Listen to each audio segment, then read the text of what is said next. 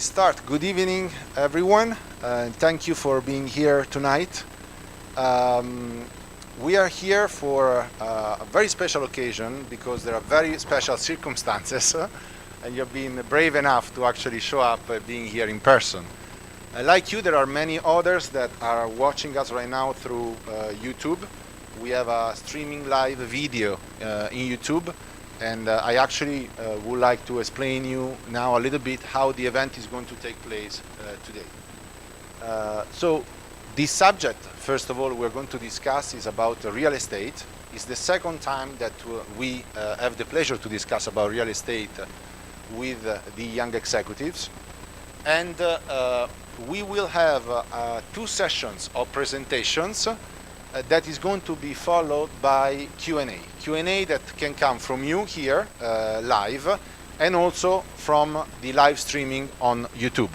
So during the presentations, people in YouTube can easily pop the question on the web, while I ask all the people sitting down to reserve your question for the end, for the Q&A session.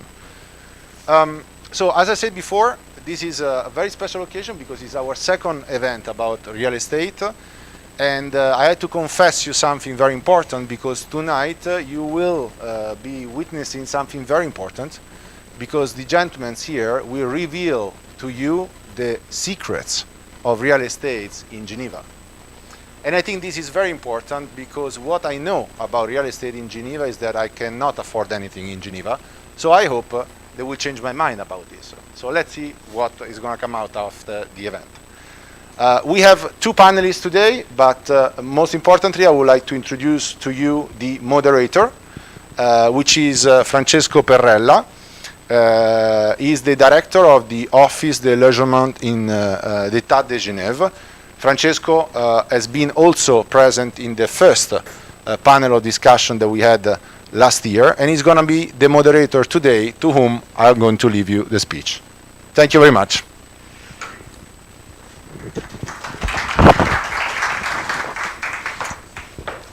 Thank you very much, Fabrizio, and thank you all for being here. I'm very glad to moderate this tonight's panel. As Fabrizio said, it's the second time. Last year, we spoke with 5 panelists about all the little things, the important things to know when you are willing or going to buy a house or a flat. So we gave the keys in all different fields, legal side, financial side, fiscal side, to let you have all the information, the basic informations to buy, to purchase a flat or a house. Tonight and this year we decided to speak and present you maybe the main question, the main topic about the main question everybody asks themselves when deciding, when basically considering of buying a house or a flat, which is the price. So our tonight's menu is the price of residential properties. So understanding first of all the market, and this will be the part that will be taken from Vincent Clapasson. Vincent is an expert in market and real estate price. Vincent works for a Swiss leading company, which is Wüest & Partner. They are specialized in market analysis, real estate market analysis. And so Vincent, in the first part, in the first speech presentation, will give you some data, some numbers, in order for you to understand what's the situation now of the market. Of course, we'll be focusing on Geneva market, on Geneva prices, but there will be also some Swiss or international examples to give you a little bit of benchmark. And then we'll have a presentation from Philippe Favarger, who is also a very well-known expert in real estate. He's an economist, and he will be explaining you a little bit more how the price is done, which are the all the parts or the essential parts of the price of a real estate good, and what are also the financial and fiscal impacts of becoming an owner. And then so we'll keep up then with the Q&A, and I hope these two presentations will interest you and will stimulate you, I'm sure, with a lot of questions, since basically this is maybe the first and the last question that bumps into our head when we consider of buying a house. Is it the right price that I'm paying? Is the asked price, so the market price and the good and fair price of an apartment or a villa? Thank you very much, and I leave the mic to Vincent. Thank you, Francesco. Good evening, everybody. I'm glad to be here in front of you to make a little bit overview of the Geneva real estate market. First of all, I must apologize because I am a very bad English speaker, so please, if you don't understand what I'm saying, ask me, feel free to ask, it's not a problem. So, I will try to illustrate the real estate market in Geneva in some slides. Here you will see my contents, some economics indicators, which are important for our real estate market. Then net migration, mortgage rates, of course, and construction activity. And then we will focus on the prices in Geneva: house, condominium, flats, and then land. Okay, let's go. Economic indicators. So here, the situation of the employment market in Geneva. Let's say from 2005 until 2019, we'll see that Geneva has recorded almost uninterrupted overall growth since 2005, which leads also a good and a strong demand on units. And since 2019, it's a little bit more difficult to know because of course, the health crisis. So we don't know yet, but we already see a decrease on the employment. And on the other hand, the unemployment rates decreased also a lot until 2019, and then comes rise again because of the crisis. So we see with this market situation that we have a lot of marketplace, a lot of jobs, and a lot of people want to come in Geneva to work and also to live, of course. This is for the employment. The migration now, one of the biggest factor of demand in units, in residential unit, is the migratory balance. Sorry. So you can see here the migratory balance in the green lines. So we always have, and from 2005, sorry, positive balance of migratory, which conducts also to a strong demand of residential units, of course.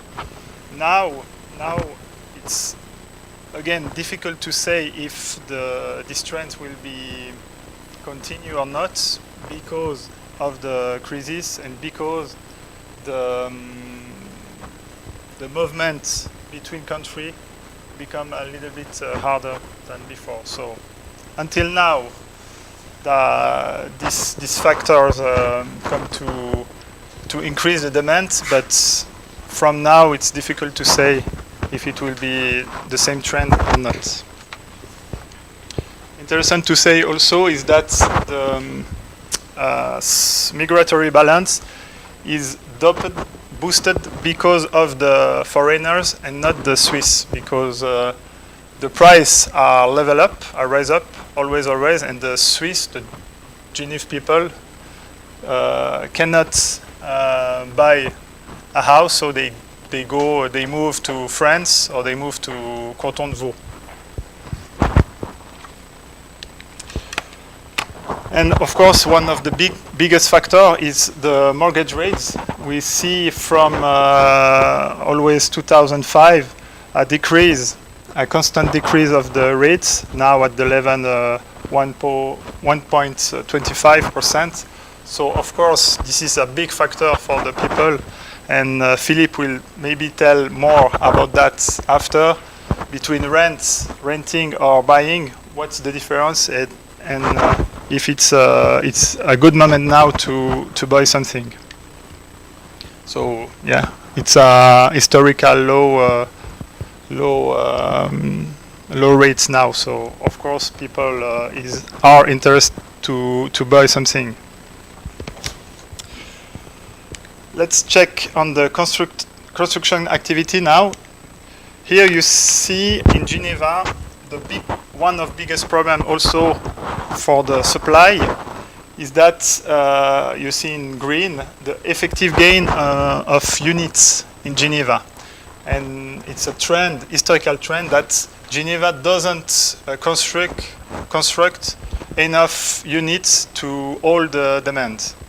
So supply is not strong, and demand is always strong, and we have this disadvantage from the demand. But since 3 years now, we see a lot of units under construction. So we may have a solution for people who want to buy or who want to live in Geneva, because we see here this graphic histogram that rise up the number of units. So maybe that will be good for the demand in Canton in Geneva. So we have to say a lot of big construction are now in construction projects. Sorry, we can say La Chapelle-Lessier near La Praille. Les Communaux d'Ambilly is one of the biggest two, and in the future, Les Cherpines in Plan-les-Ouates. Of course, Le Pave, Praille-Cassier-Vernay will be also a big project, but maybe in a sooner future, we have to say, because there is a lot of problematic of the land and right of use now. So let's say that it will be for the future. So what does this situation impact the prices? Here you can see the price spectrum, of the single house in Geneva. So it's for all Geneva, the column MS region Geneva, comparing to Switzerland. And here you see the evolution of the price between 2011, and we see also, despite of some crisis, economic crisis, the general trend is always raised. So we continue to have the higher prices in Geneva. And for instance, I put an example, but not really a specific example.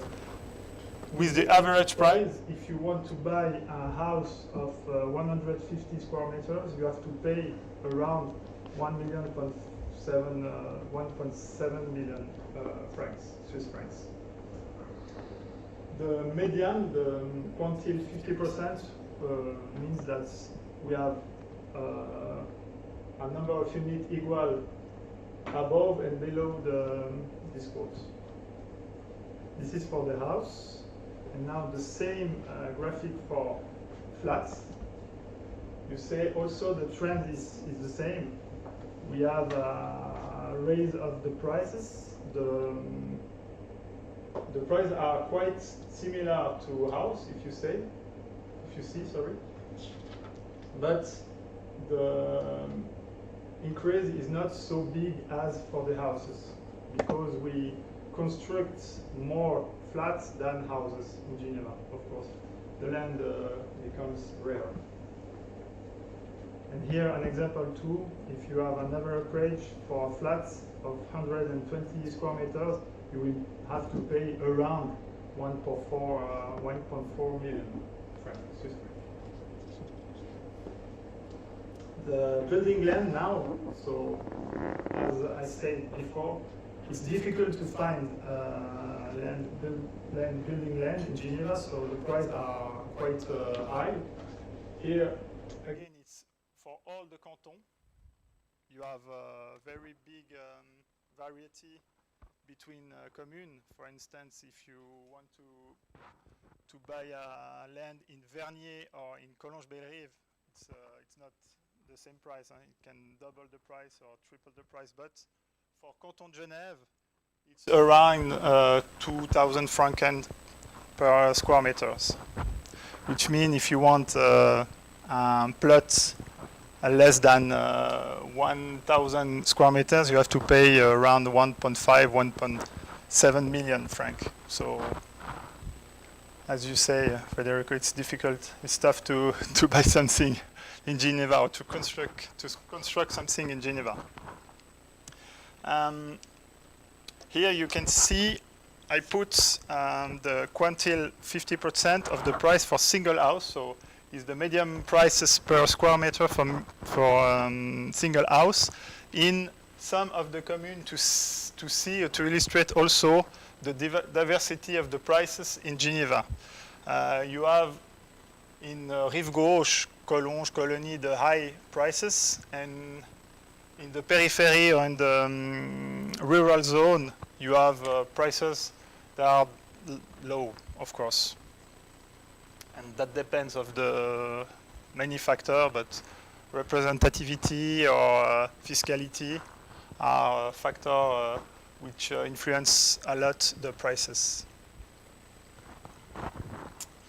For instance, I didn't put, but in Annemasse, I just check, and the French border, the prices, medium price, are between 4,000 and 5,000 euros per square meter, so quite low.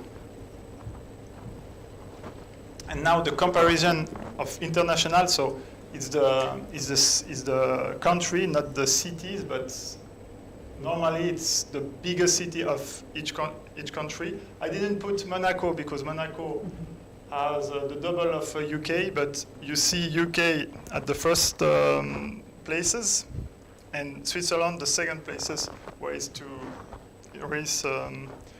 not cheap to live, let me say. And in green histogram, you see also all our neighbors. So France, Austria, Italy, and Germany. For instance, Italy is divided by 2, the price. So yes, it's a little bit complicated, but this is what we have in the market. I finish with my short presentation. I don't know if you have already some questions or if I pass the. Does his presentation, and then we take all the questions after. Okay. Thank you. Thank you.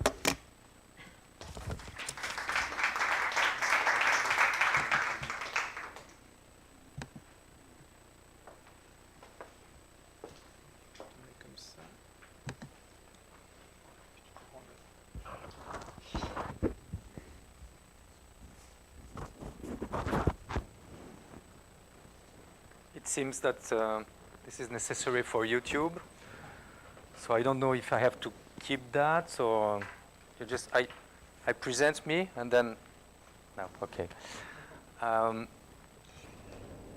Good evening, everybody. I first have to apologize, like Mr. Clapasson, for my very poor English. Sorry, but everybody is, well, many people have the same problem here, so that everybody together we will find solution if it's necessary in French, Italian, Spanish, German, or anything. Mr. Farinelli told me I take advantage being here because Mr. Farinelli told me that some of you were looking for a house or for a flat or for a home, so that I take advantage because you know, I have something to sell. So maybe you would be interested. And this is a little house in Geneva.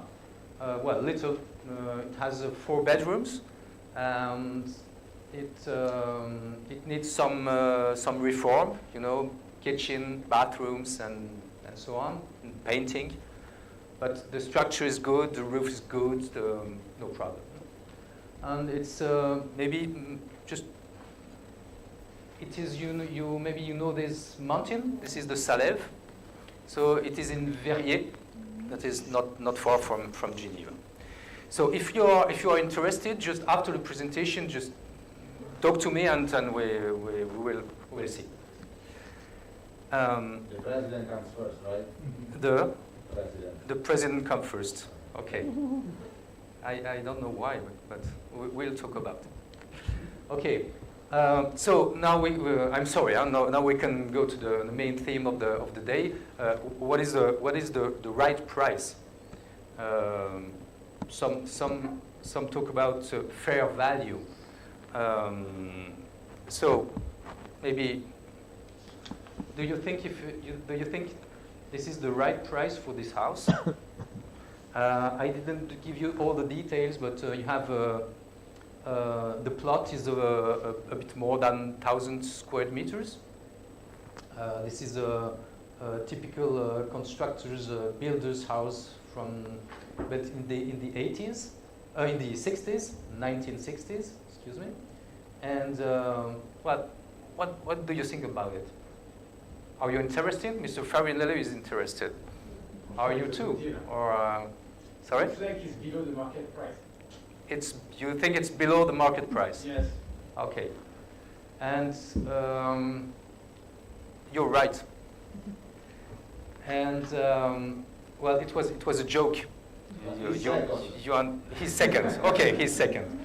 Yeah, it was a joke. This is an advertisement from 1893. So 27 years ago. 1993. That was a price 27 years ago. Well, at that time you could buy a house, this kind of house, for 800,000 Swiss francs. Now, but it is Swiss francs from 1993. If you want to compare, you have to take inflation into account. Inflation, but in the last 20 years we had very few inflation, very low inflation in Switzerland. Inflation between 1993 and today, 27 years, it was 15%. So if you take 820,000 plus 15%, it would be in the today's prices a bit less than 1 million for this house. And what you think would be the market value? Well, you had some information before about market prices in Geneva. What do you think this house could be worth on the market today? At what price would you buy it or sell it? Do you have an idea? 1.4, 5? More, 2 millions. 2 millions. That's the market price today. 2 millions, then it's a bit more complicated because you just, so before that, just for the land, you are at 900 per square meter. You have more than 1,000 square meter. So, no, no, I'm sorry. You were at, yes, no. 900 square meter or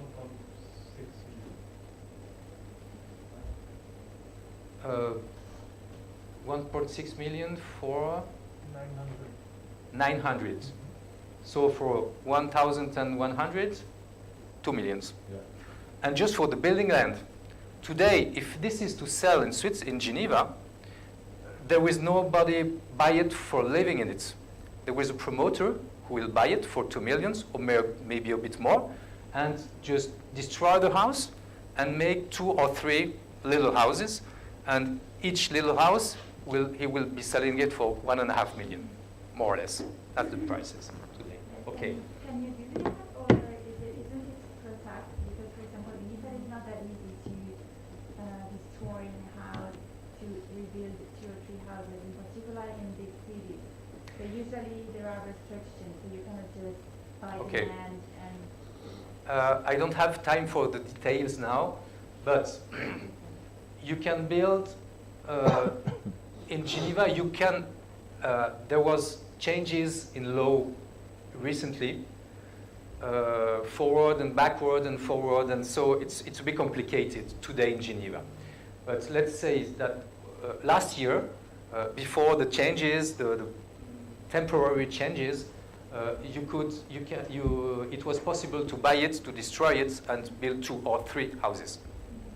Today it's a bit more complicated because you need the authorization of the municipalities, and that's not evident because the municipalities, most of them don't like to have more people and so on and so on.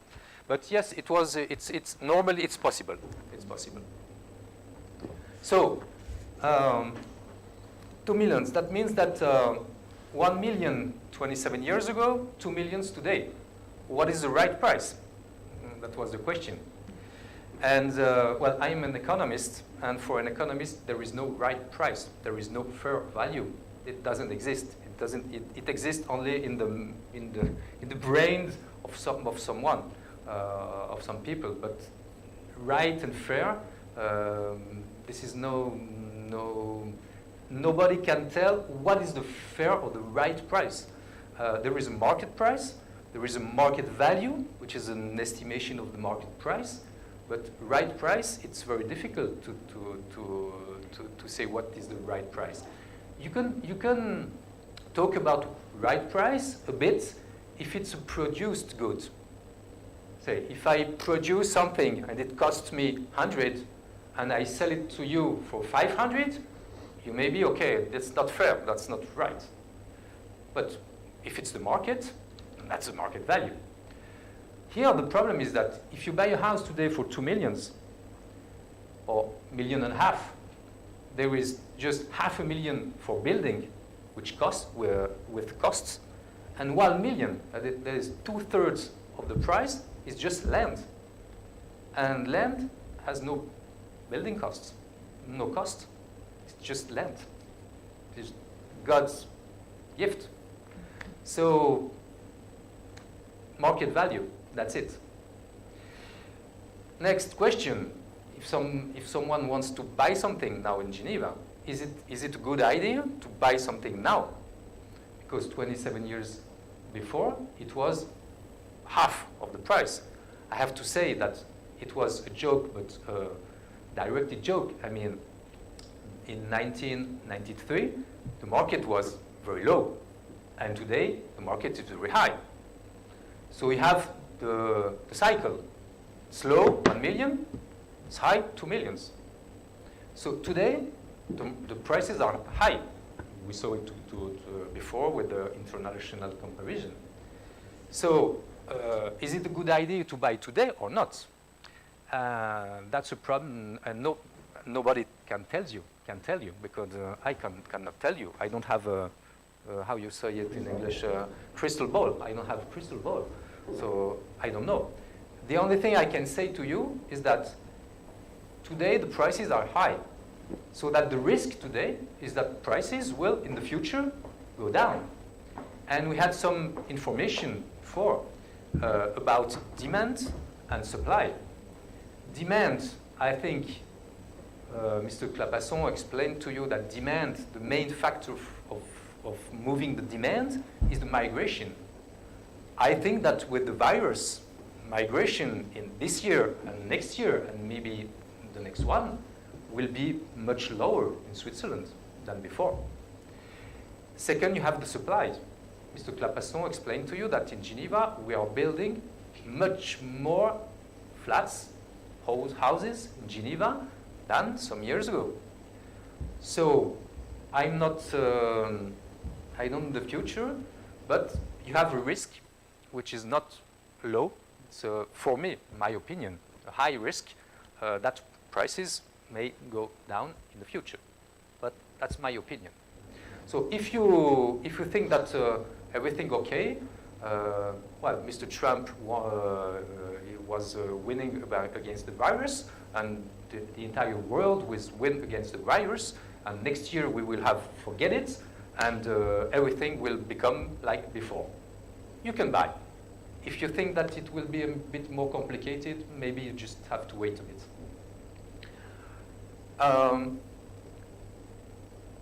When we prepared this presentation for this evening, we had some highlights, some topics we wanted to talk about. I will just say some words about 3 topics. The question about buy or rent, because we are talking about prices. The prices are high, but the rents are high also. Maybe you know it. So what's the best, buy or rent?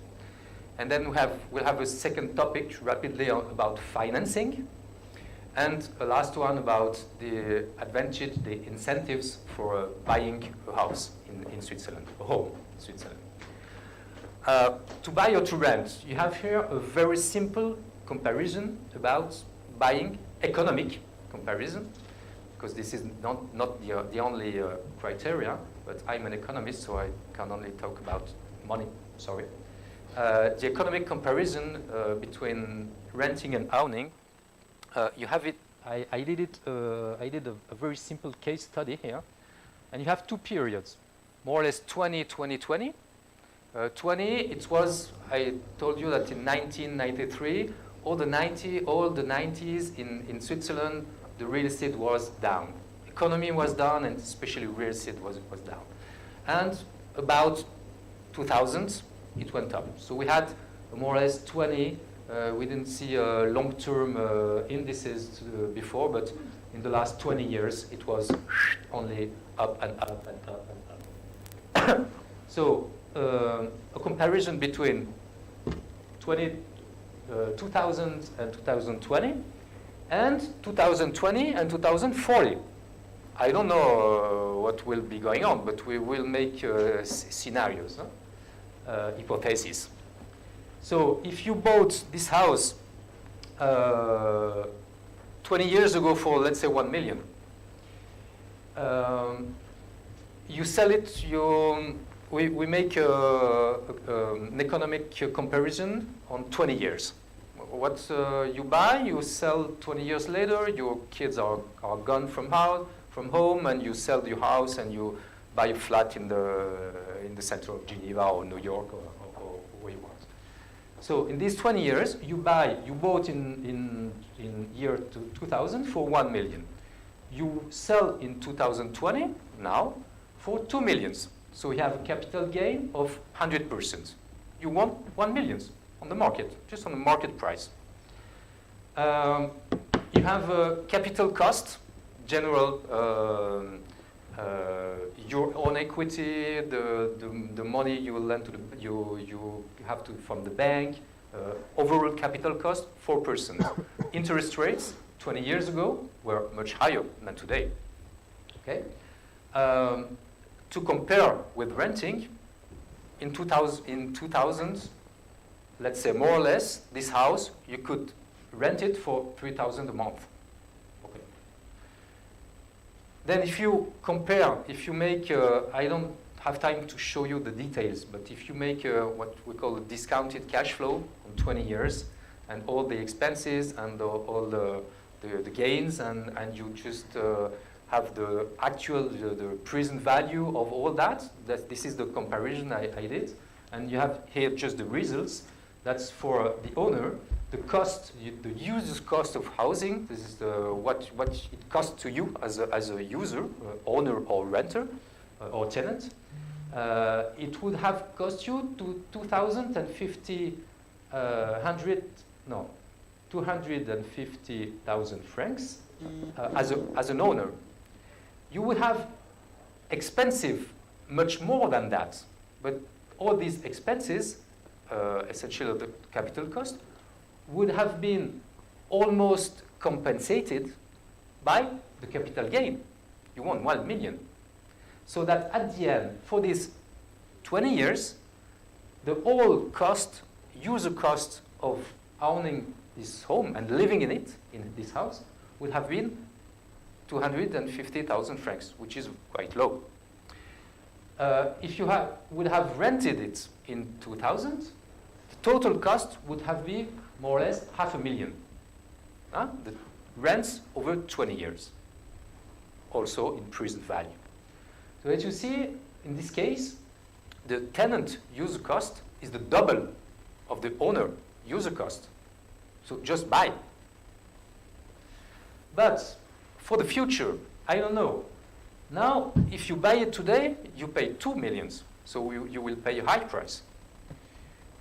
Let's say, first hypothesis, in 20 years, you will sell it for the same price. No capital gain, no capital loss. The market stay the same. Okay. So capital gains, 0. Capital cost, today it's much more lower. You can have money from the bank for 20 years for 2%, no problem. So this will lower a lot the cost of ownership. You pay more, but the capital costs are lower. And if you are tenants, the rents are also today much more higher than 20 years ago. So maybe today you will have to pay for 4,500 francs a month for this house. So now the comparison with these hypotheses, you think that it's more or less the same. The cost, the user cost of housing for the owner or the renter are more or less between 800 and 900,000 francs. More or less the same. And now, if I have a pessimistic hypothesis, which is not crazy, let's say that in the next 20 years, prices will lower 30%. We already saw it in the history. In this case, your owner cost of housing would be 1,250,000. As a renter, it will be the same, because no incidence on you if you rent, if you are a tenant. So in this case, pessimistic for owners, the cost of ownership, the user cost of housing would be a lot higher for the owner than for the tenant. So that's the comparison between, I'm sorry, but the comparison between ownership and tenancy, there is no truth, there is no right, there is no, it depends. It depends when you buy, it depends when you sell, it depends the cost of capital, it depends on mainly these criteria. I have to go a little bit faster. Financing, rapidly. When you buy a house or flat for 1 million, you have transaction costs. The bank will normally give you 80% of the price of the flat or the house, but will not give you anything for the transaction costs. This is equity. You have to pay it with equity. Transaction costs in Switzerland are not so high. In Geneva, it's one of the highest in Switzerland, but in Geneva, all over, transaction costs are about 4%. In Switzerland, it may be in many cantons, it's less. In France, it's now 7 or 8%. In Spain, it's 11 or 12%. In UK, I don't know. In Germany, I don't know. In New York, I don't know. But it's not very expensive, I think, in Switzerland in international comparison. But you need equity for that. And you see that if you buy something for 1 million, 4%, it's 40,000. 4% is not so much, but 40,000, that's money. There is, Francesco Perala would call it the never-ending mortgage. I found a title for you. This means that in Switzerland, you never, the bank doesn't want his money back. Its money back. It's not like Margaret Thatcher, no? You know. And the bank, you give you money, 80% of the value of the property. Normally, historically, in 20 years, you give back 20%, and the 60%, you don't give it back the money to the bank. You just pay interest. When I say that in any country in the world, people are looking at me like that. These are crazy. But no, Swiss banks are not crazy. If they would have been crazy, they would not be one of the leading in the world. They are not crazy. They have a good client, small risk, because they have a mortgage about 60% after 15 or 20 years. They just have a mortgage 60% of the price, which may be less than 60% of market value if prices are going on. So the risk very low, and just somebody paying interest like that. No problem. That's the best business. If you give the money back to the bank, I am the bank, I have to find someone else and to study the risk and so on, and what for? No, you will pay me your whole life, and my whole life, and that's it. And there are many mortgages in Switzerland. They have 50 years old, 80 years old, no problem. Then the Swiss banks, third highlights about this financing part, a minimum income. The bank, if you need money, if you want money from the bank will ask you for a minimum income. And you have, I don't have time to go into the details, but you have here, maybe you will find it in YouTube, or I don't know where, in some internet sites, this little simple example to show that the bank is, this is the main factors. The bank, when it lends you money, they just look if your income is sufficient to pay interests. If interest would be at 5%. Today it's 1 or 2, but they just see what's up if it goes to 5%.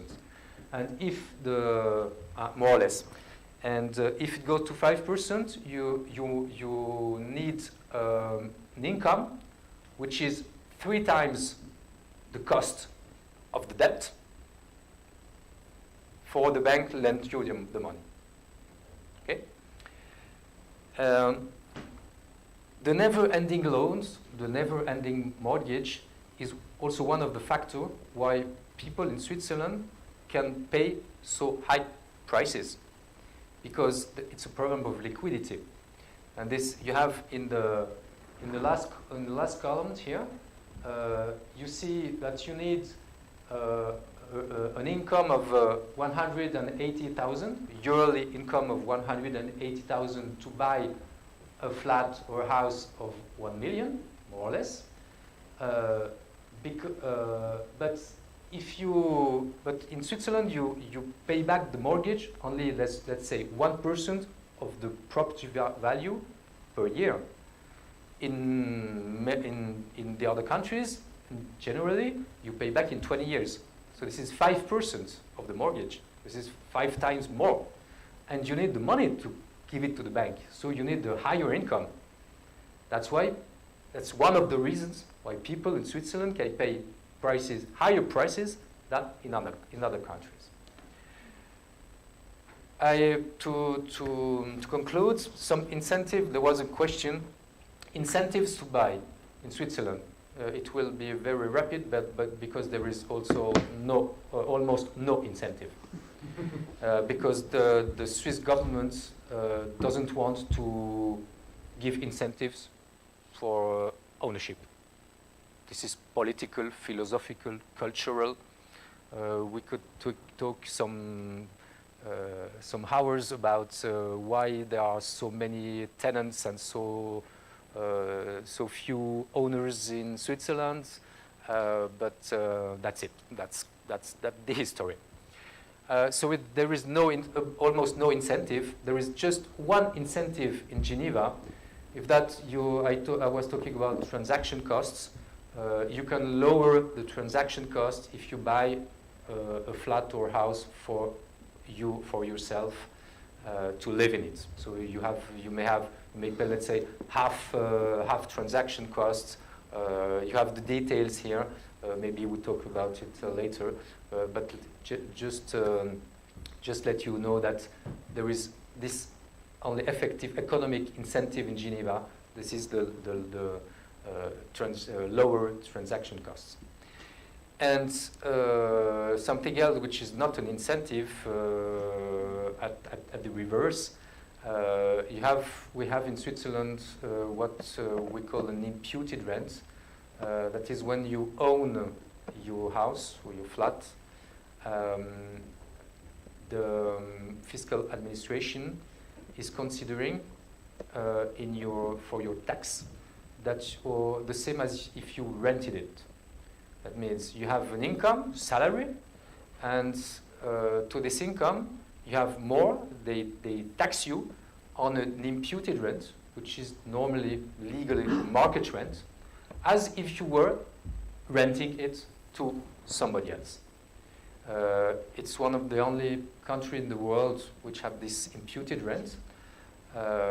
And this, for sure, this is not an incentive. In all other countries, they have the incentive that is no imputed rent, and that owners can deduct their expenses. Because economically, I don't have time either to go in the details, but to have just to right equilibrium treatment equality between owners and tenants, what should be taxed is the return on equity. So to tax the imputed rent, but deduct the expensive. And with that, you tax just the income on equity. In most of the countries, the incentive is that they don't have imputed rent, but people can deduct. And this will lower your fiscal income and your tax. But we don't have this incentive in Switzerland. Well, that was rapidly some highlights and topics. Thank you very much. And now we can have some question. And I give back the microphone to Francesca.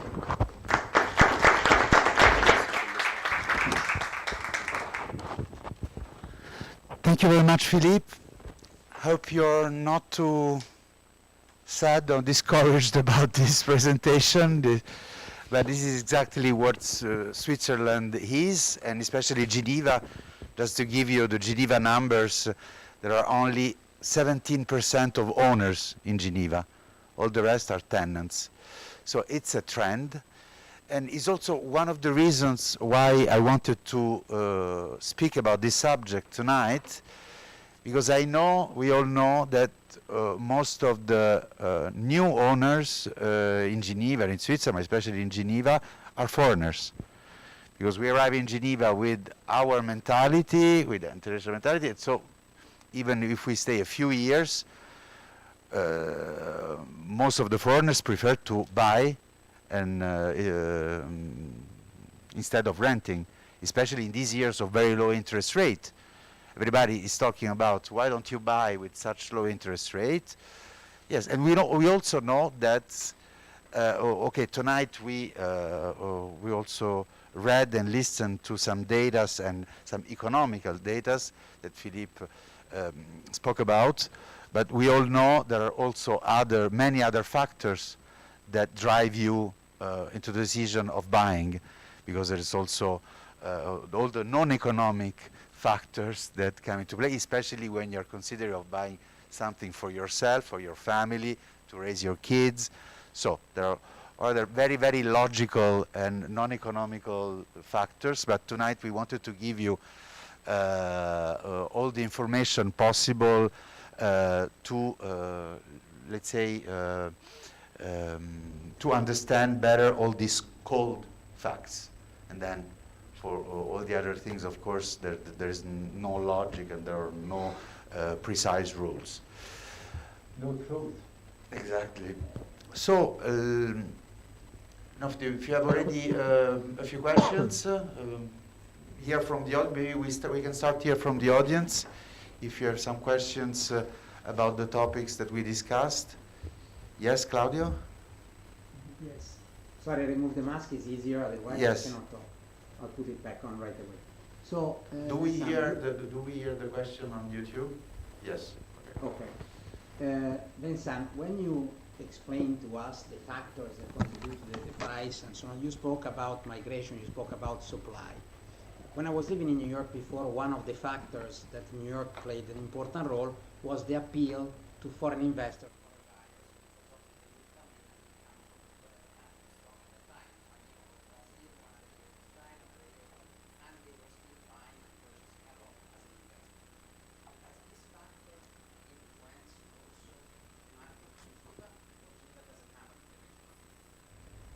No, there is, but maybe in Geneva, I don't know how it happens in New York or everywhere in the country, but we have a law to protect actually the Swiss people from foreigners to buy a lot of flat and houses. There are some rules. They cannot buy, for instance, a flat or a house for more than 250 square meters, something like that. So that's already limited the the demands of foreigners. It's this. And I'm sorry, and investors cannot buy. Yeah. You cannot buy for investment. It's just for the. You can buy for, I talk about residential real estate. You cannot buy as a foreigner, you cannot buy for investment. You can just buy for user occupying. That's why there is a limit of 200 square meters. So it's a market that protects itself also, since it has all these peculiarities. There are also laws that don't allow foreigners of buying flats and so residential goods in Switzerland, but So only if you special want to put areas. money in Swiss banks, okay, but don't come to buy our houses, please.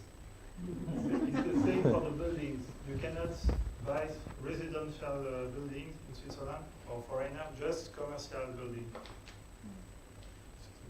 But isn't that true? I mean, I knew about that law, but I thought that there always a way to overcome the law in the sense that usually really rich people can like build companies and chain of companies and then try another way. So if they cannot enter by the door, they will enter by the window. No. If you want to hide money, we will find a solution.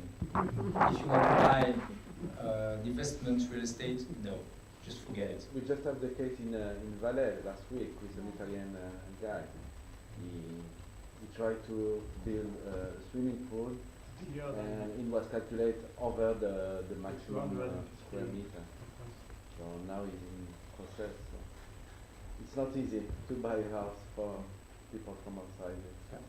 The problem then is also the balance for a municipality or company to say, okay, I maybe have someone foreigners who come on forfait.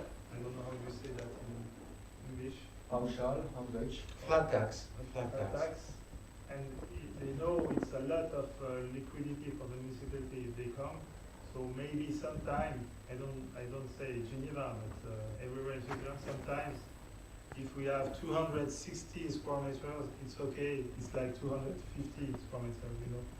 So maybe it's difficult to always control all the meter measurement. It's always the case because they build also a lot on the basement, but not really basement. Then you have two different rules. You have the rule for people Who want to buy buy a house to live in it. This is no problem normally. And then you have people who want to buy something for secondary residence. This is more difficult. This is another law. It's more complicated. You can only buy these holiday, say, houses or chalet in just a few special areas, like Verbier or like these ski resorts, but not everywhere. Not everywhere in Switzerland. Yes. You talked about fiscal incentives and the lack of it, actually. But there is a strong incentive from the canton to buy in the development zone, because they are putting all this, new operation in place below the market price, and you need to stay in 10 years in this apartment. What about this one? Is it a good deal? Is it a good price? And what's the logic? I didn't talk about that. They talked about that last year, and the problem is what We'll say a few words. Yeah. What does it mean exactly, incentive? Generally, when we talk about incentive, is that a lower tax rate or the state that gives you money? That's not the case. This is the price control. And the price control, the result of the price controls is that you can buy something. The median price in Geneva is, let's say, 10,000 Swiss francs for a square meter, okay? In the control price, Francesco will say something about it. In the control price, you can find for 7,000. That is 30% lower. I don't know if in English you have to call it an incentive. That's a reality. If you have the chance to buy one of these flats, the 30% of capital loss, you will not have it. Maybe you won't have a capital gain, maybe not, but you will not normally have a capital loss. You're talking about the Geneva speciality, these development areas which were created at the end of the 50s and which are areas where the state control prices, and this is my job. This is the job of the Office Cantonal du Logement. The average price Vincent gave us is around 10,000-12,000, and today in those areas you can buy a flat from 6,500 to 8,000 per square meter, depending on the land cost, on the land. So Of the land price. Of the land price. That cost is. So just to give another number, another idea, Vincent talked about this period of very intense constructive works. There are more than 9,000 flats under construction now, 9,400 flats under construction. So there will be a lot of supply coming on the market, and we'll see if the migration balance will go up or down, and so this will be very important for prices. Just to give you another important information about these controlled areas, you don't have to live in there for 10 years. You can buy it. You have to live in the flat. You cannot buy it as an investment. This is a law that came up in 2016. But you can sell it within the 10 years. The control period is 10 years. You can sell it at a controlled price within this control period, and after 10 years the price is not anymore controlled and it's a market price. Okay. That's why in 2016 there was this law that obliged the buyer of leaving it in order to avoid the speculation consequences. Yes?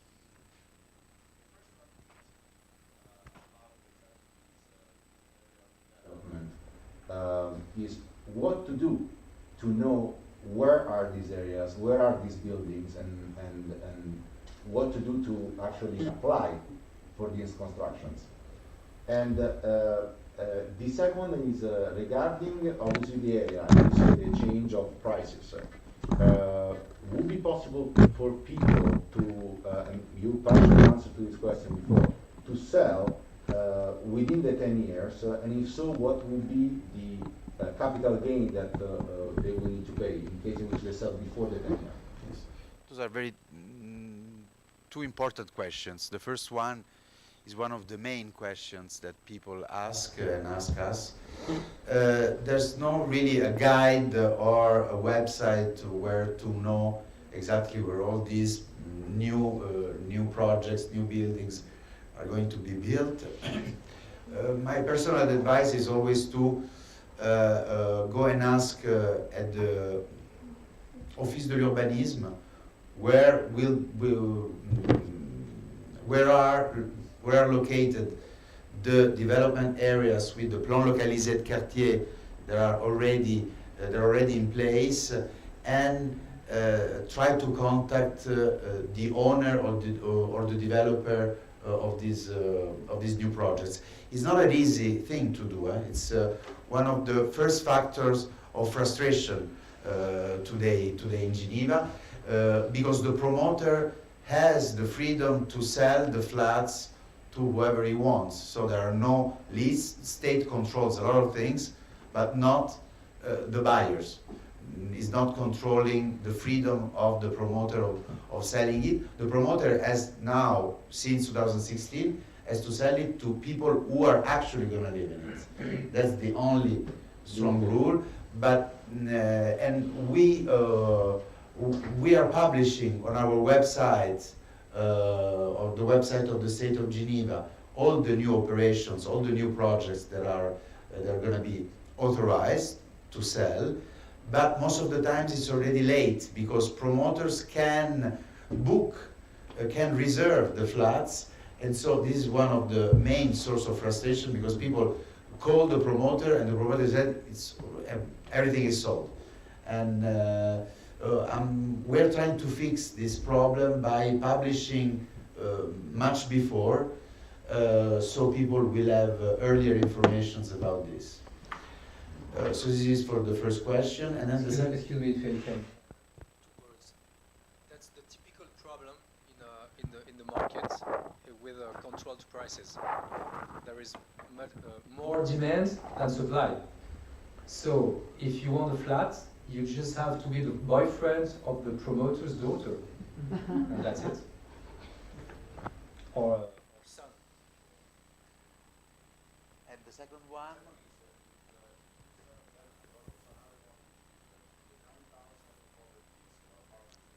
Yes. Okay. Oh yes, the price. Yes, yes. If you sell within the 10 years of control, there's basically no capital gain, meaning that you have to sell it at the price you paid, the overall price plus the 4% of buying expenses, and then there is we can index it to the indice suisse des prix à la consommation, which is not very high, so basically is the same price. Inflation, indexed to inflation. Yes, exactly. So no capital gain. No capital gain is indexed only on inflation, so within 10 years. So this is a very rare case. People sell it really if they're moving abroad and want to keep it, they kind of. But if they have to move abroad, if for example is a foreigner owner, and he can buy because he's in Geneva, he's living and working in Geneva, he lives in it, and then 5 years later he has to move to another country, then he can rent it. This is one of the reasons, is one of the very few exceptions that the law gives you to rent the flat. Okay. And so usually people really don't sell during these 10 years. And when are they going to be delivered? There's a range between, let's say, between 3 months and 2.5 years, for example. They're under construction, so it's really the construction time. So it's between 2 and 3 years. Thank you. Do we have any questions? Yes.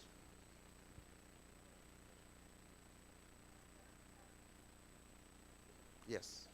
The bank gives you the 80% of the value.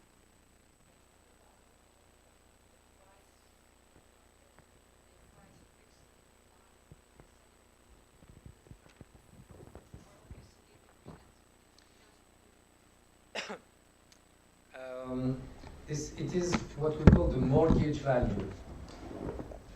Generally, mortgage value is the market value.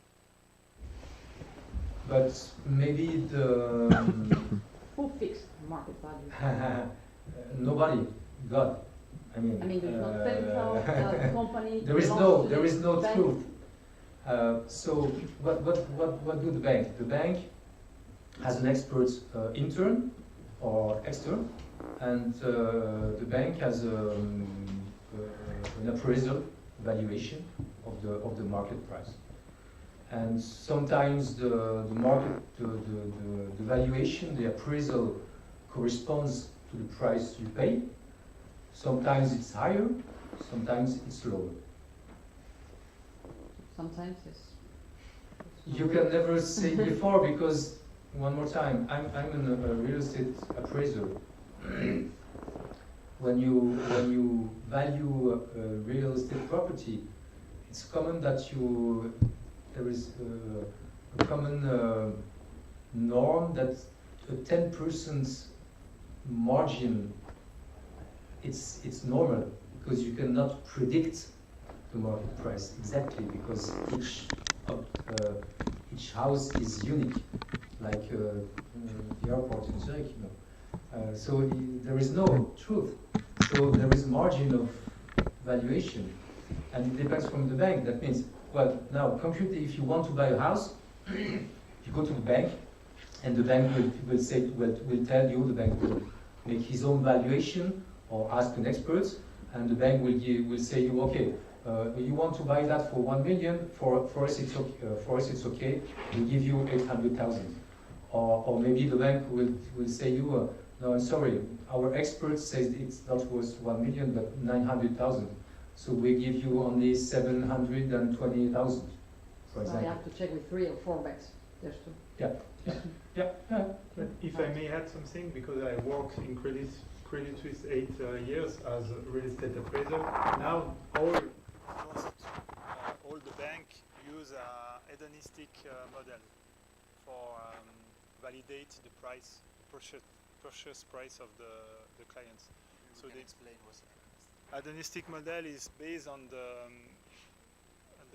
transaction, and they divide the flat or the house in many characteristics, and they put a value on each characteristic of your flat or house, and they say, okay, if you want to buy a house in Verrier with 100 square meters in good shape, I don't know, or with a renovation, I don't know what, with 100 square meter of land, my model say it should cost, or it should value 1.5 million francs. So if you say my price is 1.4, for the bank it's okay.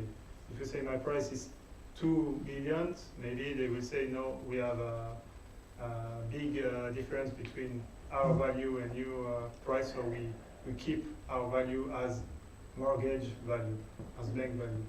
Right. It's just a statistical method. You will understand it very simply. This is we talked about hedonistic model today. We are talking about it because when we say that the price is 10,000 a square meter, this is a hedonistic model, but with only one characteristic, which is the surface, the square meters.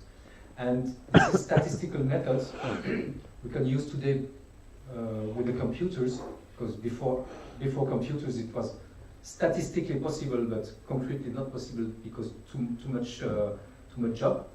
And now with the computers we can do it. And it's such statistical methods, mathematical methods, in which you can have not only one characteristic, square meters, but location, state of the house, and so on and so on. Many characteristics. Okay, thank you. normally it gives you a better valuation. But the problem still is that there is no enough transactions and there is too many characteristics, and so that's the margin. There will be ever a margin, maybe a little lower, but there is always a margin. We can say at the end the bank decides how much she's going to lend you. So that's it. According to her, its expertise. Okay. Yes.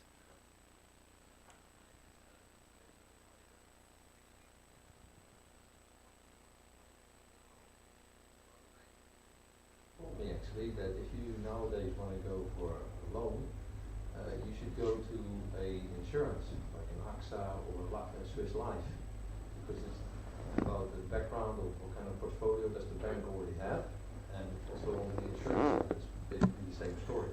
So my question is, what is that true? What is in there that makes sense that now to go to an insurance? Well, insurance make also mortgage, of course, but they are not very creative on the loan. So if you have a standard case, like a loan, standard loan, LTV, loan to value, and a standard object, it will be good.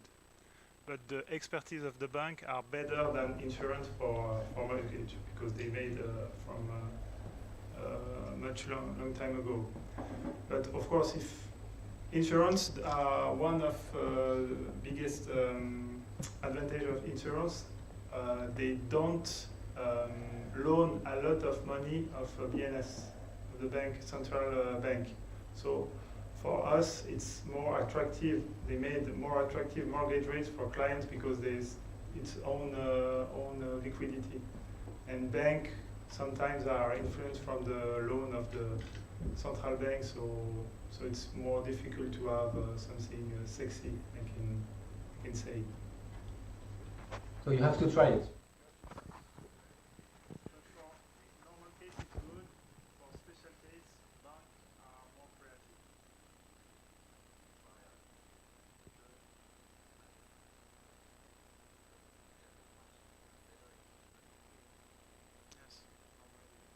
Insurance companies are a much newer player on the market, and they also have less rules, also a lot of liquidity, and so that's why they can take care of simple cases, as Vincent said, and offer to clients lower interest rates. So it's quite interesting that they're taking quite an important part of the market. Yes, we had a question.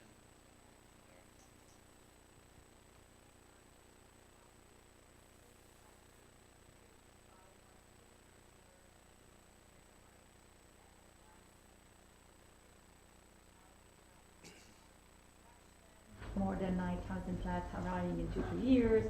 So I am personally a bit scared about a completely new quartier, a new neighborhood, because I don't know how it's gonna become, who is gonna live in there. So this is the part of the risk. But at the same time, I know that when you buy on papers, usually you get the latest energetic trends and Performance, yes. performance, etc. So I don't know. I know that it's a very we cannot really generalize, but what would be your personal advice for the Geneva area? It's a big and personal choice, of course. So I cannot say sorry much more than buying on paper, on plans. You have to really, trust the people you're buying from. So I always advise to check maybe the track data of the especially of the promoter, of the constructor, of the general contractor if there is one, the quality of the architect also, so the quality of the project. And is it risky? Does it happen? Because in Italy I know that sometimes you buy on paper and then you will never get your home, and maybe you'll even lose the money. But here in Sicily, I guess it's not that common. I mean, usually you can trust people, or there are other guarantees, so you will never lose the money. The worst case, you lose time because you are waiting, waiting, and then. It I happens. believe there's a bank guarantee. Excuse me? I believe there's a bank guarantee for properties under construction. Yes, but then at the end, if there's a problem and you already paid I'm some Spanish, money, and in Spain, since 2005, you must, a developer must have a guarantee, insurance guarantee, bank guarantee, wherever, but a guarantee. Yes, but Spain is a communist country, I think. But No, I'm just- kidding. I mean, it's not because it's just because This is not the case in Switzerland. I mean, if you are afraid to buy under construction, you Let's say before that it happens in very rare cases, first of all. It can happen, of course, no? Because general contractors, exactly as the famous American insurers used to say, effectively, it happens. But it happens sometimes, not very often, usually, but it can happen that a general contractor goes bankrupt. Or it happens that a general contractor, as it happened in these past months or years, maybe some of you read about it, took too many projects, didn't have enough people to follow these projects, and then they were delayed. A lot of them were delayed, or they were delivered with some kind of unfinished parts, so clients were a bit unhappy. It can happen, but usually the Swiss quality in general, the Swiss made and Swiss quality works. And generally, the bank normally, if they loan money for promoters and general constructor, they make a due diligence of the general contractor. They want les bilans, the balance sheet, sorry, and they made a good analysis normally of the general constructor to ensure that there is no problem, they won't explode during the construction, or I don't know. I don't understand people buying. I personally would not do it, but that's my opinion. There is no truth. I mean, I cannot understand people buying something which doesn't exist. For my brain, it's very strange. It's so realistic. You want to But attack your neighbor. now, if you want, because there is a risk, there is the promoter's risk, but there is also the risk that you are not sure what you will get. You have a description, okay, but when you enter in the house, there are always problems. Always, or almost always. Less in Switzerland, but try to do it in France, and you will see. So now, if you want to pay 7,000 and not 10,000 or 12,000 a square meter, you have to buy on paper. But this is a special case. No choice. Apart from the zone plan localité des quartiers, usually the prices per square meters on paper. The existing goods.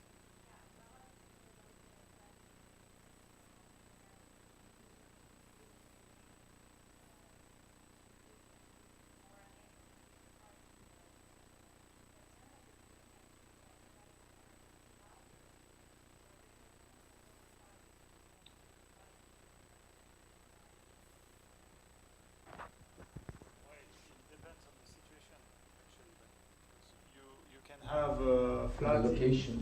in the center of the town, and you will pay much more than on paper, which will be normally in periphery of the city and not in the center city. Keeping No, the and same but- condition. So in the same kind of area, I mean, if in Florisan there is a new building and an old building, probably the new building will cost higher, and it's in the same area.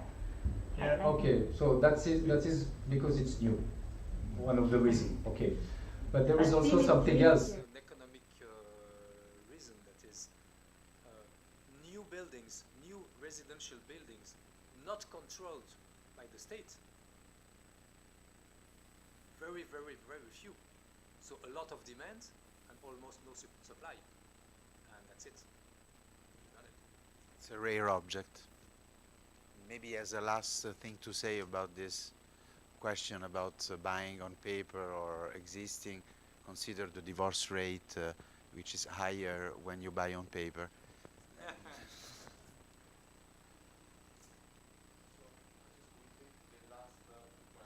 Yes. Yes.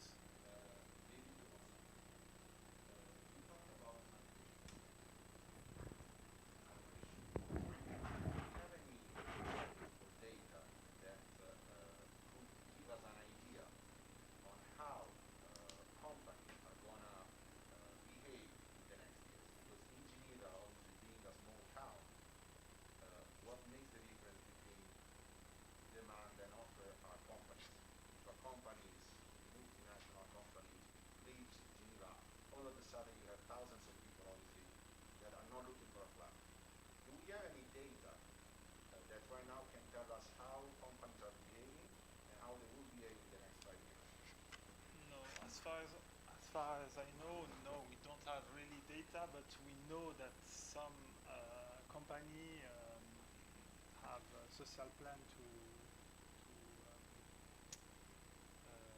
comment dire, licencier, lay off some people. So normally they reduce a little bit the size of the company, but no data to prove that.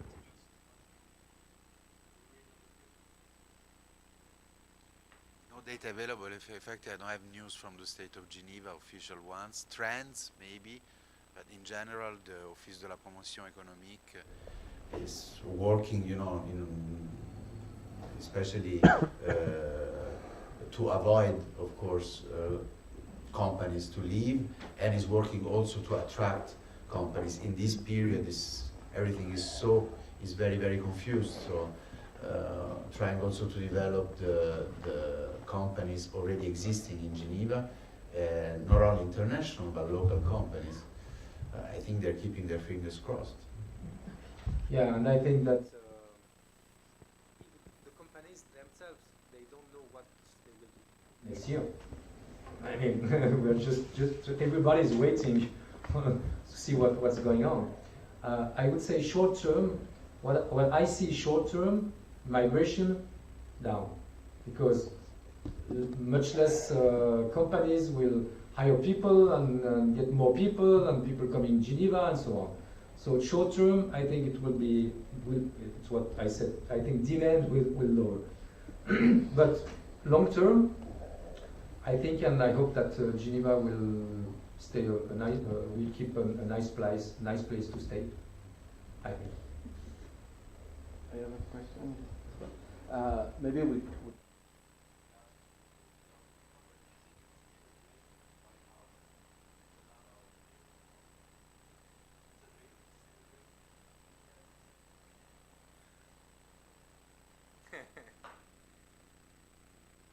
Who wants to answer? It's it's quite complicated question. Let's say it's a dream for half of the people, and for the other half, not it's not a dream. And the proportion is much lower in Switzerland than in other countries, but that is cultural. There are many reasons, but it's history. So dream, yes, but for half of the people. Richard, do we have another?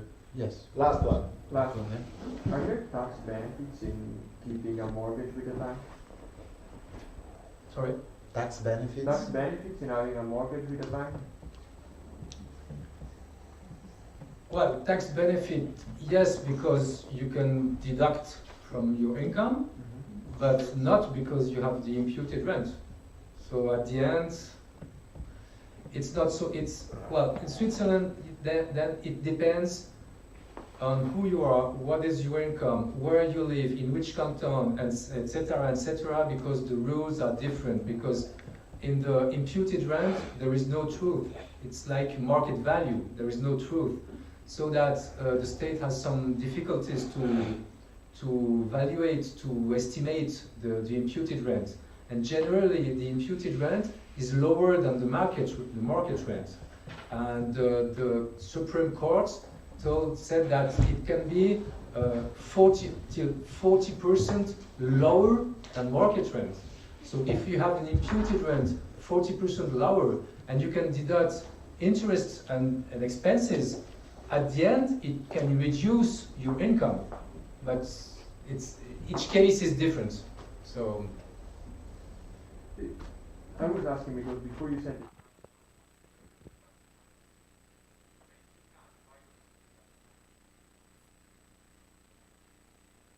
because you have if you can deduct from your income, so you don't have no incentive to give the money back to the bank. Yeah, but if interest rates will go up, then you have an issue. If the interest rates are 10%, that's another story. Well, but from 1.25 Sure. to 5%, there's a big difference. Yeah. So each case is different. Maybe in your own case, maybe depending the interest rate, your income, your where you live, etc. It's an individual question. And often the people doesn't repay the mortgage. They doesn't make amortization more than they have to, but they make third pillar, for instance, indirect. And if sometimes interest goes up, they can make a unique amortization and they reduce the debt. So it could be done, but not directly. This is an indirect incentive that you can put your money for your.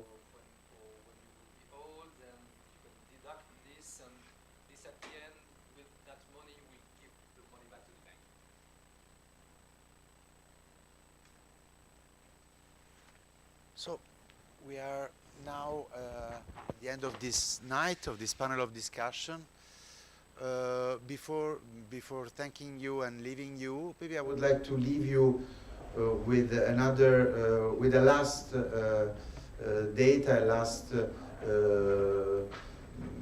let's say thought that maybe can let you think about what we spoke about tonight. We spoke about ownership. So being a owner or being a tenant. In order to be complete about this subject, we also have to say there is what we call sometimes a third way of living in a flat or in a house, especially in a flat. Those are the housing co-ops, which is a hybrid way, let's say, between ownership and renting, because you buy shares of this co-op, of this housing co-op, and then in order, since you are owners of shares of this cooperative, of this housing co-op, you can rent a flat at a very low rent. So, you know, maybe there is a third way between owning or renting. There is also this, I would say, new form. It is not new because in Switzerland we have coopérative d'habitation, so housing co-ops, since more than 100 years, especially in Zurich, but now in Geneva we are developing more and more this housing solution. So maybe the word of the final word of tonight would be, now you have quite a few elements about the ownership, especially renting. Of course, we all know how it works and it's quite easy, but think about also this third way of the housing co-ops. It could be, for some of you, maybe an interesting way of finding a solution to your housing search. Thank you very much, and I will I don't know, Fabrizio, if you want to say something to close the night. It's okay. To say that we usually close the events with an apero, where we can obviously continue networking. Because of the special circumstances, unfortunately, we cannot do that. We cannot even offer you a glass of Prosecco. But what I can do is to invite you to our next event, which will be in November, and will be another very interesting topic that today is spoken widely by everyone, which is cybersecurity. So stay tuned Also, if you want to re-watch the event that you just attended today, because maybe there are some hints that you didn't catch, you can watch it through our website, through our link, because it's in YouTube officially. And also, we are open to suggestions because this is our yearly event. And for sure, next year, if we survive to COVID, obviously, we will propose it for sure also next year. So I would like to thank you once again, thank you very much, and thank you to Vincent.